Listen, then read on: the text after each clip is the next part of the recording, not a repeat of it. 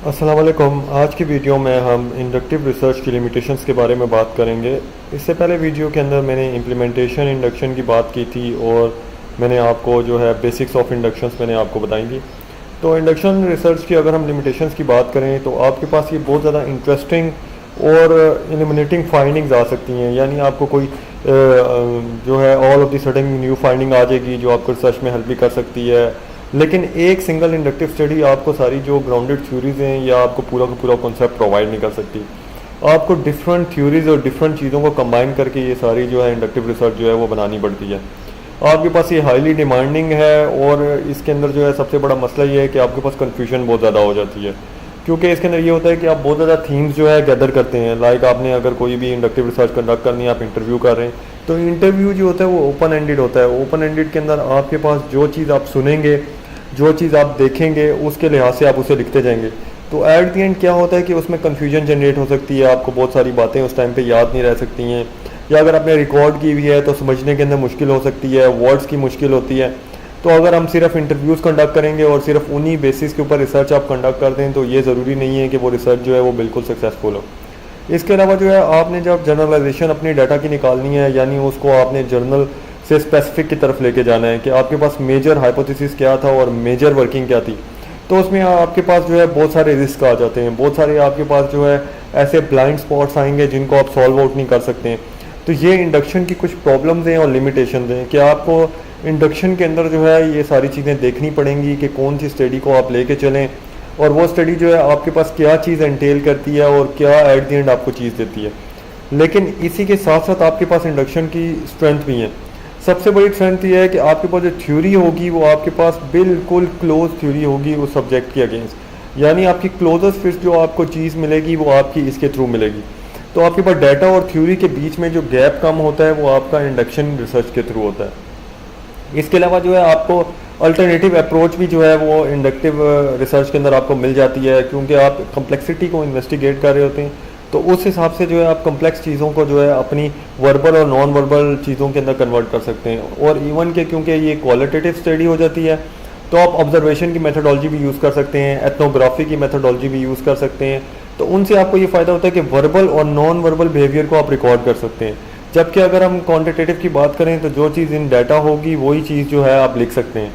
तो इंडक्टिव की कुछ स्ट्रेंथ्स भी हैं जिसकी बेसिस के ऊपर ये आपके पास बहुत अच्छी तरीके से यूज़ हो सकती है।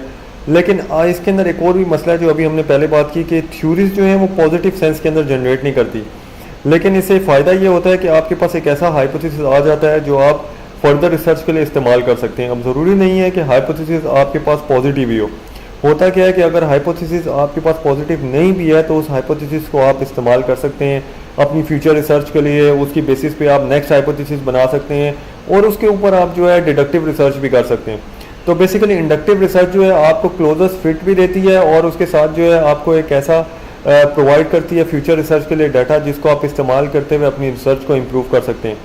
तो इंडक्टिव रिसर्च का बेसिक मकसद आपको मैंने शुरू में भी बताया था कि आपके पास थ्योरीज जनरेट होती हैं और फिर थ्योरीज की बेस के ऊपर जो है आप इंटरव्यूज़, फोकस ग्रुप्स, इसके अलावा जो है आप ऑब्जर्वेशन और ये चीज़ें आप कंडक्ट करते हैं और उनकी बेसिस के ऊपर जो है आप रिसर्च जो है अपनी प्लेस करते हैं और फिर कुछ थीम्स उसमें से ऑर्गेनाइज करेंगे। तो इसका फ़ायदा ये है कि आपके पास जो है एक आपके पास ओपन एंडेड रिसर्च है, आप बहुत सारी चीज़ों को मिक्स आउट कर सकते हैं, 1 से 2 से 3 टेक्निक्स अप्लाई कर सकते हैं। तो मैंने भी अपने टाइम के ऊपर इंडक्टिव रिसर्च अपनी पीएचडी के अंदर कंडक्ट की थी और वो बहुत अच्छा एक्सपीरियंस था और उसके अंदर मुझे बहुत कुछ सीखने को मिला था। तो बेसिकली डाटा को भी आपने इसमें लेके चलना होता है और आपकी इंटरेक्शन भी हो जाती है काफ़ी सारे लोगों के साथ और नेचुरल फिटिंग होती है डाटा की, कि लाइक जो लोग एक्चुअली उस चीज़ में वर्कआउट कर रहे हैं तो उसके ऊपर जो है आप अपनी नेचुरल रिसर्च की बेसिस के ऊपर अपने डाटा को गैदर कर सकते हैं।